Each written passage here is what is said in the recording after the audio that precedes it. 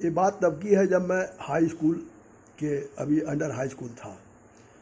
तो मैं मठ में रहता था और मठ में मेरी तरह जो है वो और विद्यार्थी थे और मठ के महंत ने सबको रहने, खाने, कपड़ा, किताब सब फ्री व्यवस्था किया था। कुछ भी किसी को नहीं देना पड़ता था। जो भी चाहे गरीब हो चाहे अमीर हो, कोई भी जाकर वहाँ पढ़ सकता था, कोई भी रह सकता था और उसमें कोई भेदभाव नहीं था। मैं अपने पिताजी के साथ रहता था। मेरे पिताजी वो घरवारी साधु थे, तो मैं जो है उनके साथ मठ में रहता था। कभी कभी मेरा पूरा परिवार जो है मठ में रहता था।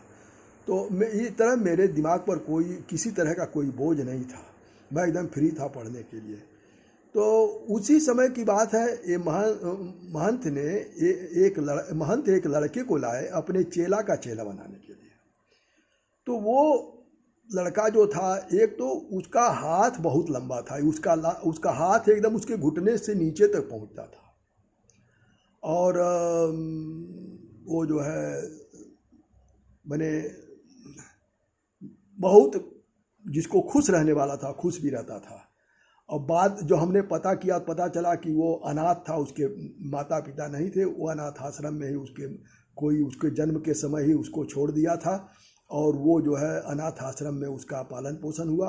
और वो जो है फिर महंत को जब पता चला उसके अच्छाई का, तो महंत लाए उसको अपने वहाँ महंत बनाने के लिए।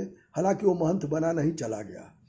तो एक दिन की बात है, वो मुझसे, मैं पढ़ रहा था पोखरे के किनारे, तो कहा तुमको मैं देखता हूँ तुम बहुत पढ़ते हो। हाँ कहे पढ़ते तो है लेकिन मुझे याद ही नहीं होता। कहा ये कैसे हो सकता है कि तुम पढ़ो और याद ना हो। तो हमने पूछा उससे, क्या तुमको याद हो जाता है क्या? कहा हाँ, एक बार मैं जो पढ़ता हूँ सब याद हो जाता है। मुझे आश्चर्य हुआ। मैंने कहा कि नहीं, मुझे तो विश्वास नहीं है कि एक बार पढ़ने में याद हो। कहा हाँ ऐसा ही होता है।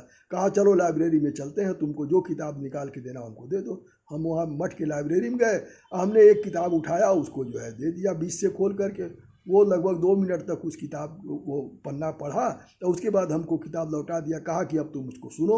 उसने जो है वह कामा फुल स्टॉप के साथ जो है वह जो पढ़ा था वो सुना दिया। तो मुझे घोर आश्चर्य हुआ। इतना आश्चर्य हुआ कि जो है कि हम भी वही खाते हैं, उसी हिसाब से रहते हैं, सारी परिस्थितियाँ वही हैं, मुझे कोई परेशानी नहीं है और ये जो है इसको ईश्वर ने इतनी शक्ति दिया है। तो मुझे लगा कि वो हम कुछ भी कर लें, हम जो है वह जो गॉड गिफ्ट है वो गॉड गिफ्ट होती है, उसका मुकाबला हम नहीं कर सकते हैं। वो अगर किसी को ईश्वर इतनी शक्ति दिया है तो वो ईश्वर जाने की वो किसी को क्यों कमज़ोर बनाता है, क्यों किसी को इतना मजबूत बनाता है। तो ये हमारी आज की जानकारी रही।